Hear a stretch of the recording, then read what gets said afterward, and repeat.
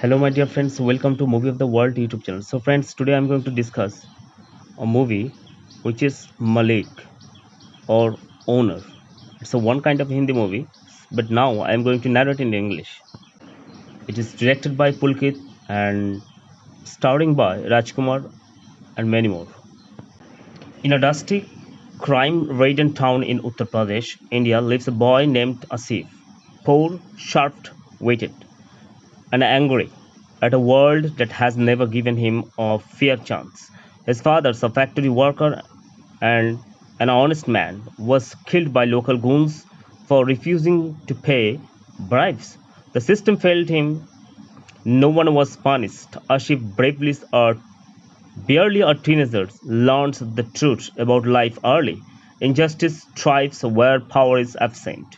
To support his Sikh mother, Rasif begins working at a tea stall and later in a mechanic shop. Despite poverty, there is a fire in him, a refusal to bow. This attracts attention to the local crime lord Sajid Bhai, a feared figure who rules the area with violence and political backing. Impressed by Ashif's defiances and raw intelligence, Sajid recruits him as a runner. As he begins climbing the ranks, he learns first the politics of fear, the economics of extortions, and the psychology of power. Sajid sees him as a prodigy. Over the years, Ashif transforms into Sajid's most loyal and efficient enforcer. But deep inside, a silent war brews. Ashif wants more than money or fear. He wants control, not just over states, but over destiny. The breaking point comes when Ashif starts helping poor shopkeepers instead of extorting them. He builds a secret network of loyalty among the oppressed. When Sajid finds out, he feels betrayed.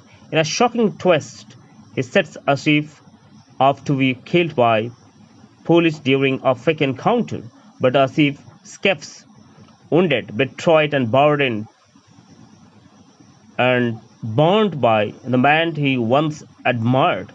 The town believes he's dead. Months later, he returns, but not as Asif. He is now Malik, or owner, meaning the master. Malik is colder, more calculating, and politically sharper. He builds a new empire grounded in rules. No harm to innocents, protections for the poor, and swift justice for traitors.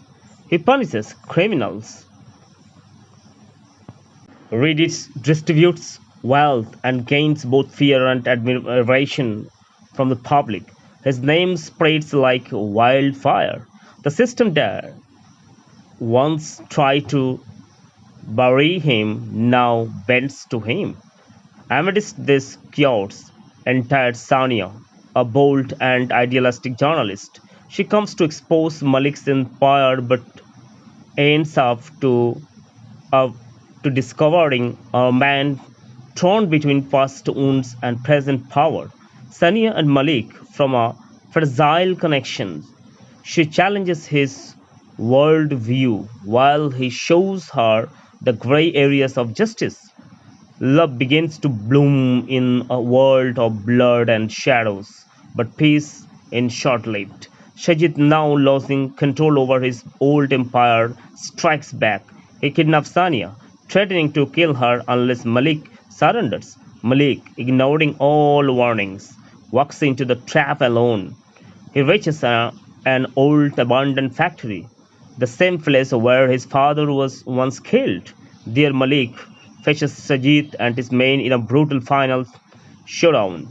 Bullets fly, blood spills. Malik's men arrive late, but not before he takes down Sajid's inner cycle.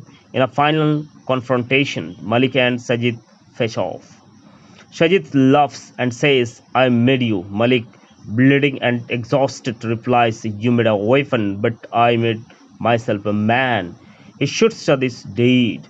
Malik rescues Sania, but he collapses from his injuries. Though taken to hospital, he vanishes from public view after recovery. Months later, Sonia is seen walking with a young boy. The child asks, "Was my father a gangster?" Sonia smiles and says he was more than that. To many, he was a monster. To some, he was hope.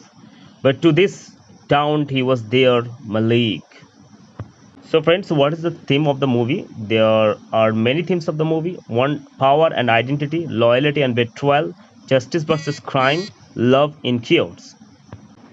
So, at the climax of the movie, I can say Malik is a gripping saga of a transformation, showing low pain can create monsters, but also how some monsters still carry a beating's heart beneath the skirts. So, this is a very listenable movie for all of us.